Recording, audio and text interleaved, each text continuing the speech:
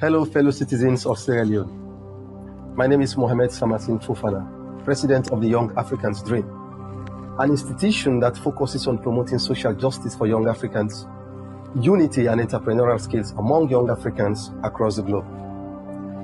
I want to take this opportunity to address the politicians and the educated elites with regards to the recent spate of violence in our country, because many believe them to be the problem and the salvation in the nation. The situation in Sierra Leone is a complex one. To start with, most, if not all, Sierra Leoneans are mentally programmed to believe that there are only two fastest ways to accumulate wealth in contemporary society. One, to travel overseas, and two, to either become a politician or sympathize with a political party, sometimes blindly to gain favor. In addition to that, the complexity of the situation speaks volume with the high illiteracy rate in Sierra Leone, where politicians and educated elites are seen as demigods. And the fact that the political leaning of virtually every electorate is influenced by tribe or geographical sentiment rather than ideology or rationality. That's mainly because most politicians implemented the colonial strategy of keep them in the dark, divide, and rule system. Most politicians tenaciously hold on the belief that the best and easiest way to be in charge of governance or the national cake is to let the electorate remain ignorant and divided. Because when people are divided, especially along tribal and geographical lines, the people become weak. They can't think straight or act as one. Every judgment they make will be influenced by hate for one another or emotional sentiment rather than rational thinking. Selfish politicians have gladly wedged a knife between or among the people of Sierra Leone, and we are falling apart. While politicians in some countries rally around their electorate with the best ideas and ideals, especially one which forms the basis of economic or political theory and policy, most of our politicians are inclined towards the divide and rule system because it favors them a lot. It makes their work easier. Most politicians have no other strategy to campaign apart from using tribal, geographical, and nepotistic sentiment to confuse the people who are largely illiterate until they are convinced to vote for them. Imagine, my fellow citizens, let us imagine the people of Sierra Leone are politically united. Each tribe member sees another tribe member as a family in the political realm. During an election, we see people from different tribes coming together to elect a leader, not based on tribe and geographical locations, but based on competence or ideology. Just imagine that happens.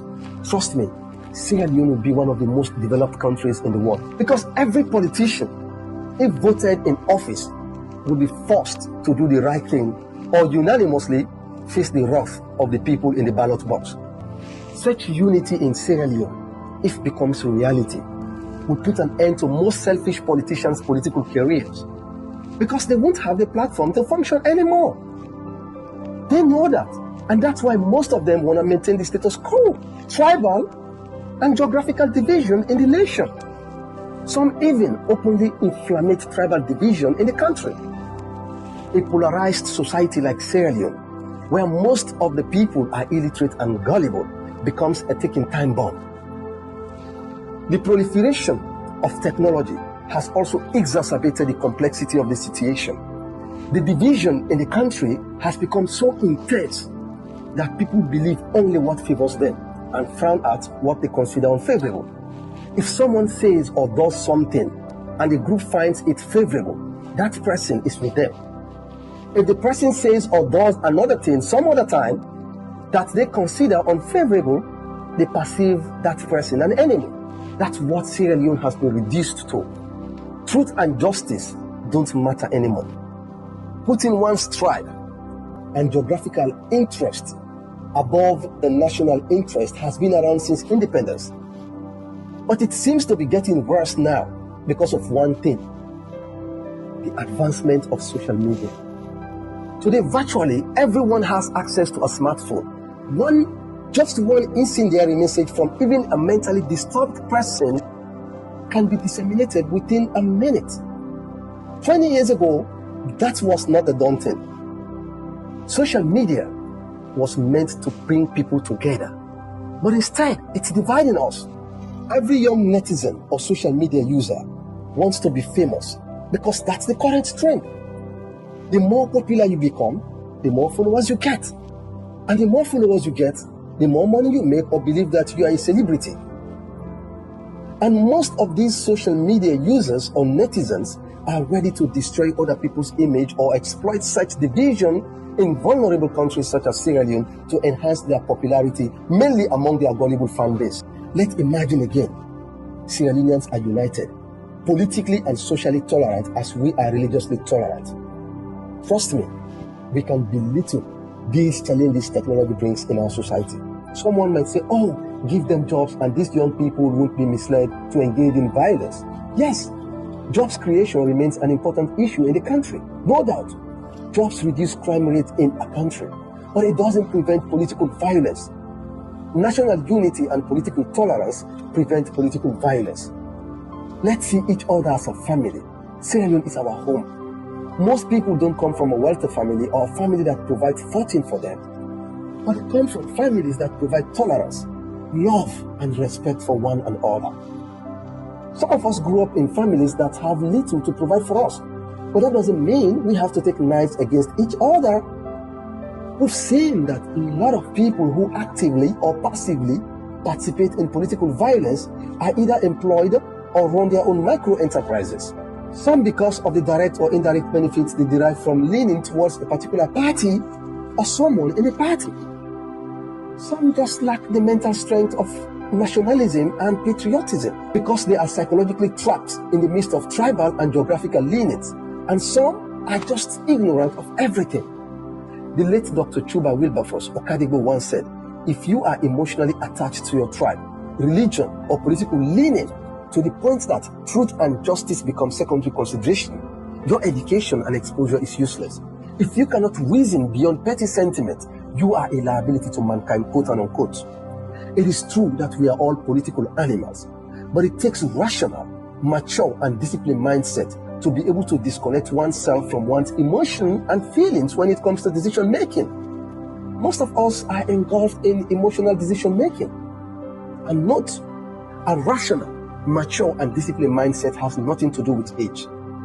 My father once said to me that there are two very important characters that make a person, and anyone who finds out that he or she possesses these two characters, then that individual is a wealthy person.